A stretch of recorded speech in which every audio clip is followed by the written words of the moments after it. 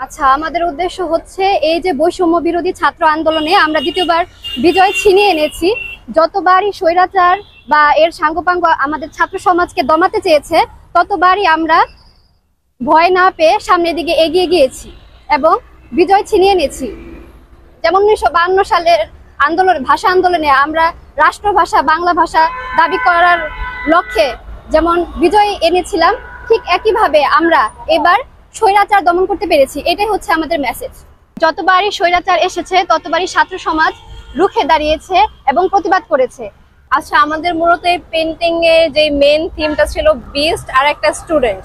তো এই বিস্টটাকে মূলত আমরা সরকার বোঝাচ্ছি যে মানুষরূপী যে ডেমন বা বিস্ট যেটাকে বলা হয়, যারা আমাদের স্টুডেন্টদের বা সাধারণ মানুষদের কে থামানোর ট্রাই করছিল বা দমানোর ট্রাই করছিল, বাট আমরা যারা স্টুডেন্ট রয়েছি বা সাধারণ মানুষ রয়েছি তারা কিন্তু দমিনি। তাদের এত অত্যাচারের পরও কিন্তু আমরা এটার বিরুদ্ধে কথা বলছি, আমরা কিন্তু দাঁড়াইছি। তো এইটাই মূলত আমাদের এই থিমটা। এই বিচ যেটা আছে ওইটা হলো আপনার সরকারকে উদ্দেশ্য করে আর্ট করা, আর যেখানে স্টুডেন্ট, এটা হলো আমাদের যে স্টুডেন্ট কমিউনিটি আছে তাদেরকে রিপ্রেজেন্ট করতেছে। কয়েকদিন আগে যে আন্দোলনটা হয়ে গেল, এখানে তো সবাই কোনো না কোনো ভাবে কন্ট্রিবিউট করছে। তারপরে এখন দেশ সংস্কারের কাজ চলতেছে, এখানে অনেকে কন্ট্রিবিউট করতেছে।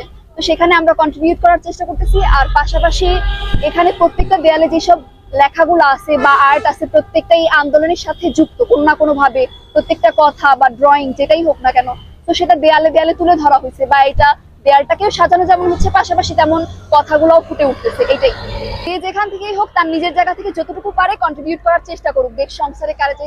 সেটা যেভাবেই হোক না কেন, রাস্তার ময়লাটা পরিষ্কার করা থেকে হোক, বা দেয়ালে আঁকা থেকে হোক, বা ট্রাফিক কন্ট্রোল, বাজার মনিটরিং, যেভাবেই হোক না কেন যতটুকু পারে সেটা নিয়ে কন্ট্রিবিউট করার চেষ্টা করে।